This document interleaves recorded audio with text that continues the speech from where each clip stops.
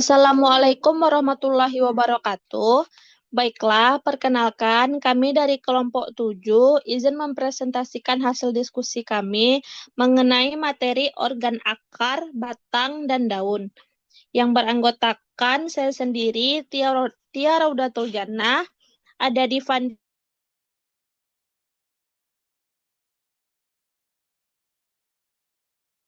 Rahmadani Putri, di mana materi pertama yang akan saya jelaskan sendiri, yaitu ada organ akar.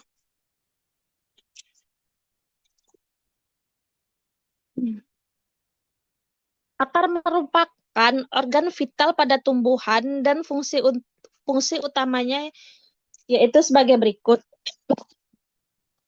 Yang pertama ada penyerapan air dan nutrisi, di mana akar menyerap air serta nutrisi organik dan anorganik yang dibutuhkan oleh tanaman untuk pertumbuhan dan perkembangan.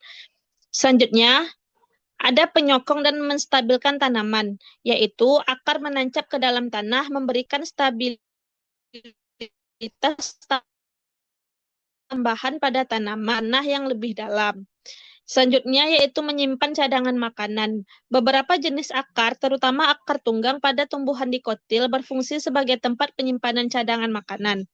Yang terakhir ada adaptasi terhadap lingkungan, yaitu akar dapat beradaptasi untuk fungsi khusus seperti akar nafas yang membantu pernapasan pada kondisi tanah yang tenang. Next. Selanjutnya yaitu ada struktur anatomi akar monokotil. Di mana ciri anatomi dari akar monokotil yaitu yang pertama ada epidermis, lapisan terluar yang terdiri dari satu lapisan sel berdinding tipis dan berkutikula.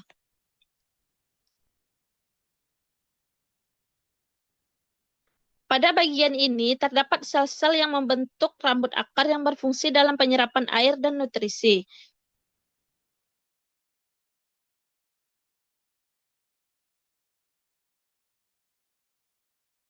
Yang kedua yaitu ada korteks, lapisan antara epidermis memanjang sepanjang akar. Korteks berfungsi sebagai tempat penyimpanan zat. Selanjutnya ada endodermis, di mana lapisan sel berbentuk kotak yang tersusun rapat tanpa ruang antar sel, berperan dalam mengatur aliran zat dari korteks ke silinder pusat. Selanjutnya ada silinder pusat, yang terdiri dari beberapa bagian. Yang pertama yaitu ada perisikel, di mana terdiri dari beberapa lapis sel berbanding tebal yang membentuk cabang akar. Selanjutnya ada xilem dan floem. Tidak tersusun rapi karena tidak adanya kambium. Xilem berhenti tumbuh sebelum bagian pusat terbentuk, sehingga jalur xilem tidak berbentuk bintang, tetapi membentuk satu ikatan dengan lainnya. Yang terakhir ada empulur, yaitu terletak pada pusat akar dengan empulur yang luas, di mana ciri khas dari akar monokotil yaitu memiliki sistem akar serabut yang terdiri dari akar-akar serabut halus yang tumbuh horizontal dari tidak mengalami pertumbuhan sekunder. Next.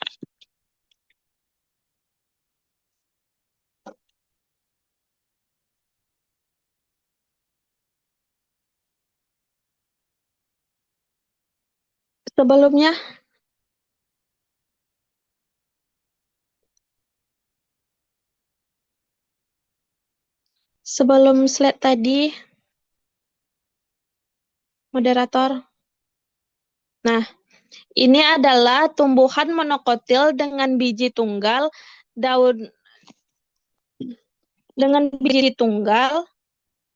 daun berurat sejajar, dan akar serabut, yaitu contoh dari tumbuhan jagung, padi, bambu, dan anggrek.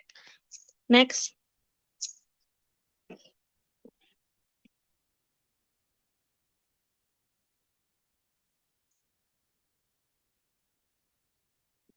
Tiga yaitu ada struktur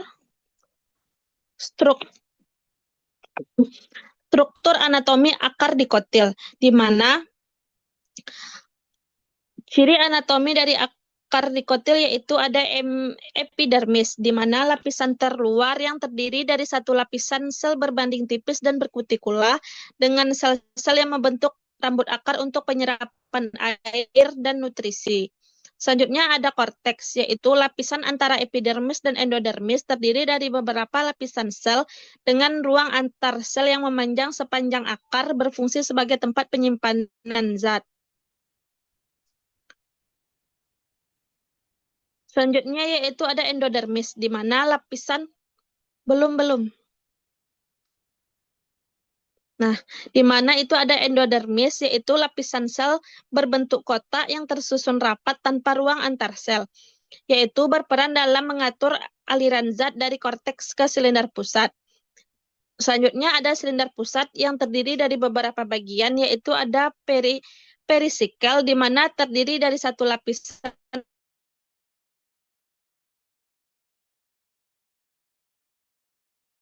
sel berbanding tebal yang membentuk cabang-cabang akar. Selanjutnya ada kilem dan floem, yaitu tersusun selang-seling dan dipisahkan oleh deretan sel parenkim yang bisa disebut kambium. Dan terakhir ada kambium lapisan meristem sekunder yang memungkinkan terjadinya pertumbuhan sekunder atau penebalan pada akar. Ciri khas dari akar dikotil ini yaitu memiliki sistem akar tunggang yang berkembang dengan baik, tumbuh secara vertikal ke bawah dari biji, memiliki kambium yang memungkinkan pertumbuhan sekunder dan penebalan akar. Next. Tumbuhan dikotil dengan biji ganda, daun menjadi atau menyirip, dan akar tunggal adalah contoh dari tumbuhan karet, kacang hijau, dan kacang tanah. Next. Gambar di slide ini yaitu perbedaan antara struktur anatomi akar monokotil dan dikotil. Mungkin sekian materi dari saya. Materi selanjutnya yang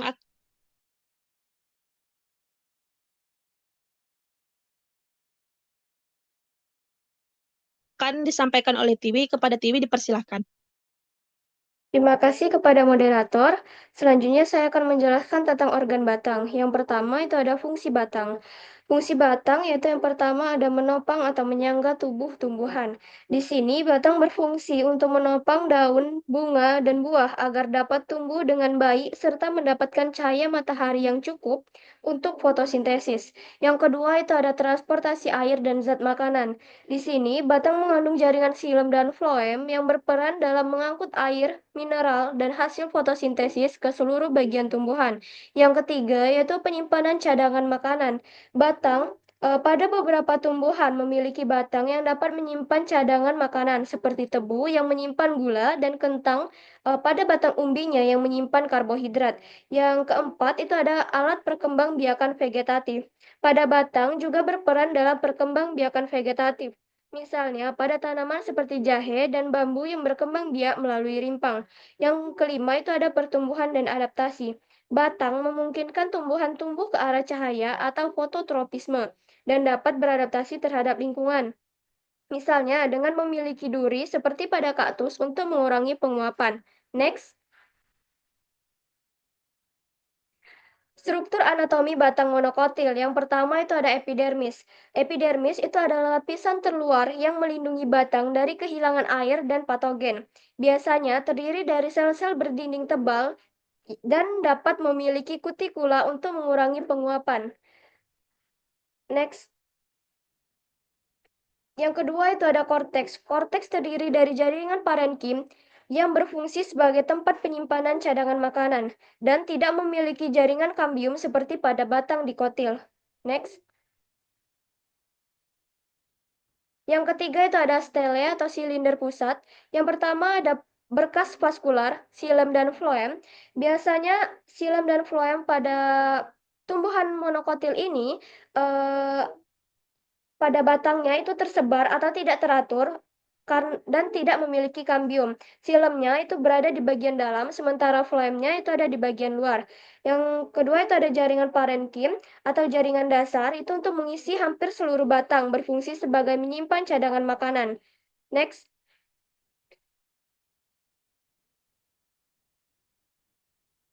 Next. Yang keempat itu tidak memiliki kambium. Karena tidak memiliki kambium, batang monokotil tidak mengalami pertumbuhan sekunder atau penebalan. Next. Selanjutnya struktur anatomi batang dikotil. Yang pertama itu ada epidermis. Lapisan terluar yang terdiri dari sel-sel epidermis berbentuk pipih dan tersusun rapat.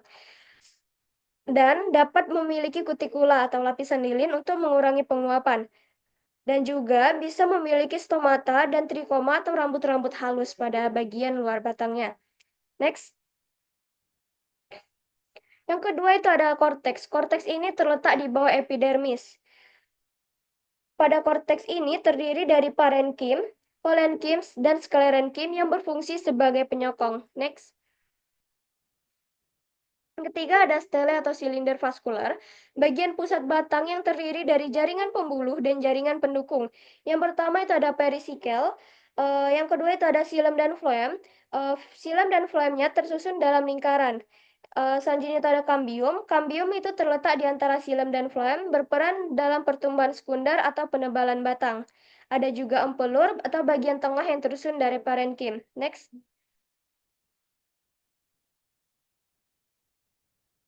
Next.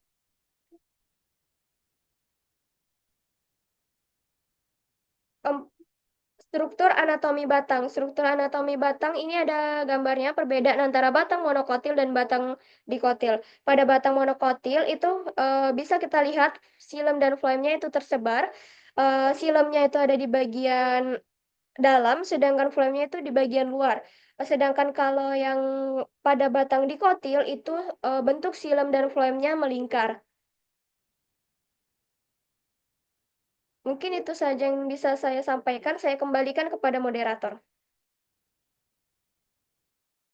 Baik, terima kasih kepada Tiwi. Materi selanjutnya yang akan disampaikan kepada Diva, kepada Diva dipersilakan. Terima kasih moderator. Selanjutnya materi yang keempat yaitu pertumbuhan sekunder batang.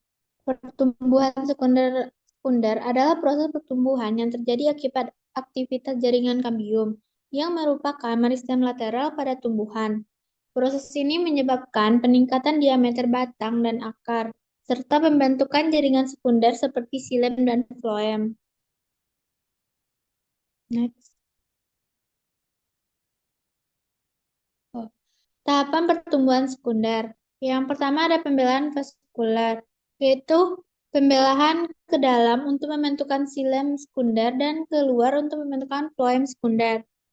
Yang kedua ada pembelahan sel kambium, yaitu pembelahan yang menyebabkan peningkatan diameter batang sehingga epidermis terkelupas atau mati.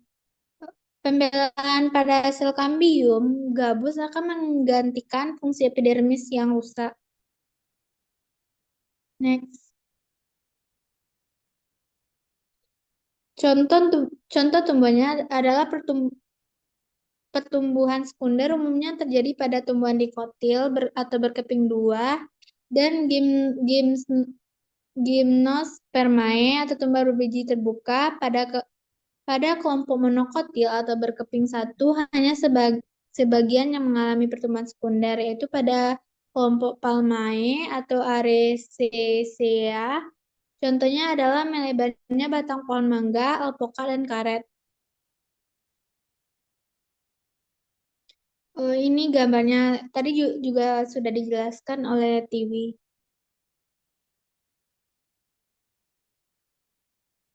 Next. Next. Pertumbuhan sekunder yang abnormal. Pertumbuhan sekunder yang abnormal dapat terjadi akibat faktor lingkungan atau genetik yang mempengaruhi aktivitas kambium. Misalnya pertumbuhan berlebihan dapat menyebabkan deformitas pada batang, seperti pembengkakan atau pertumbuhan tidak teratur. Hal ini sering disebabkan oleh kondisi stres lingkungan seperti kekurangan air atau nutrisi serta infeksi patogen. Next.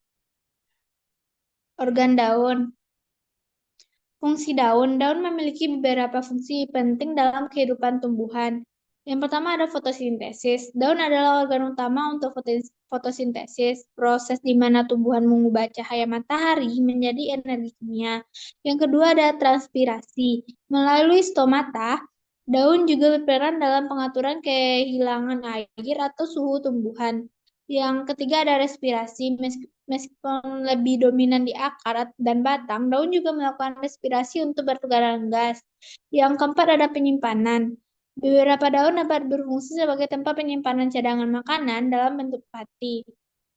Oke, mungkin segi materi yang dapat saya jelaskan. Saya kembalikan ke moderator. Baik, terima kasih kepada Diva.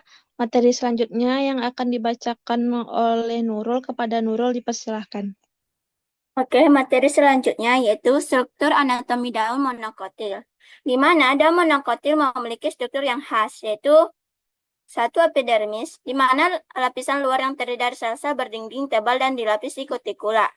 Stomata tersebar di kedua sisi daun, yaitu amfistomatik. Contohnya itu sering kita temui pada kelapa.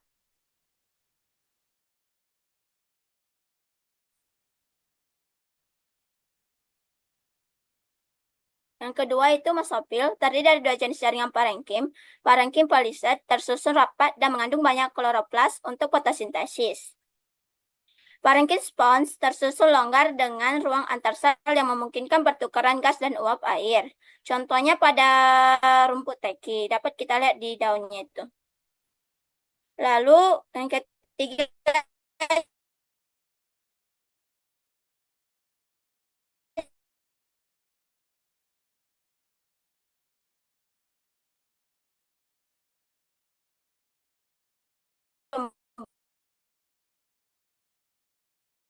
itu vaskular, di mana terdapat tampak kotil. Daun dikotil memiliki perbedaan struktur dibandingkan daun monokotil, yaitu epidermis. Lapisan terluar yang dilindungi kutikula, stomata umumnya lebih banyak terdapat di bagian bawah daun, yaitu hipostomatik dibandingkan dengan daun monokotil. Lalu yaitu dua mesopil, di mana terdiri dari dua jenis jaringan parenkim, di mana parenkimnya itu yaitu parenkim poliset, di mana lapisan sel yang lebih padat dan mengandung banyak kloroplas. Lalu parenkim spon berstruktur lebih longgar dan memiliki ruang antar sel yang lebih besar untuk pertukaran gas.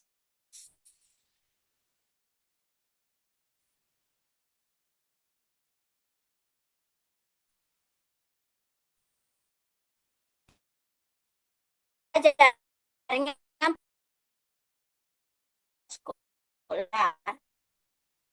Sesuai dengan struktur di gambar, di mana kutikula epidermis di atas, parenkimnya itu udah mesopil. Lalu perbedaan struktur daun monokotil dan dikotil dapat kita lihat seperti di gambar ini. Next, ya, materi selanjutnya itu adaptasi daun terhadap lingkungan. Tumbuhan memiliki berbagai bentuk adaptasi daun terhadap lingkungannya untuk menyesuaikan diri terhadap lingkungan. Contoh antara lainnya, satu, xerophyt, di mana tumbuhan ini tumbuh di daerah kering. Itu biasanya ciri-cirinya daun kecil atau berubah menjadi duri, misalnya kaktus, untuk mengurangi penguapan. Lapisan kutikula tebal untuk menahan kehilangan air. Dua, heterophyt, tumbuhan di air. Biasanya tumbuh di air dan mengambang. Yaitu ciri-cirinya seperti daun lebar dan tipis, misalnya teratai. Kalau yang digambar ini adalah enceng kodok. Untuk peningkatan penguapan, memiliki banyak stomata di permukaan atas daun. 3, mesophyt, tumbuhan di lingkungan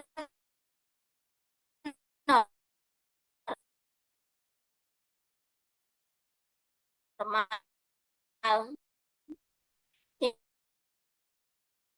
Yang mana suhunya dan fit mengejar air untuk meningkatkan pengeluaran air.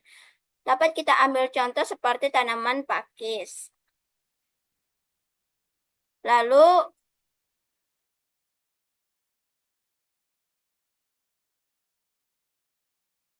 pros, yang mana daunnya sedikit dan dengan lapisan kutikula yang tebal, serta stomata yang lebih sedikit untuk mengurangi penguapan dan pembekuan. Biasanya ini dapat kita lihat pada tanaman daun cemara. Lalu terpomit. yaitu tanaman daun yang tumbuh di daerah panas. Tanaman di daerah panas memiliki daun dengan bentuk lebih kecil dan permukaan yang bentuknya dari panas berlebih, seperti daun zaitun. Sampaikan saya kembalikan pada moderator. Baik, terima kasih kepada Nurul. Berakhirnya materi dari Nurul, maka berakhir presentasi kami pada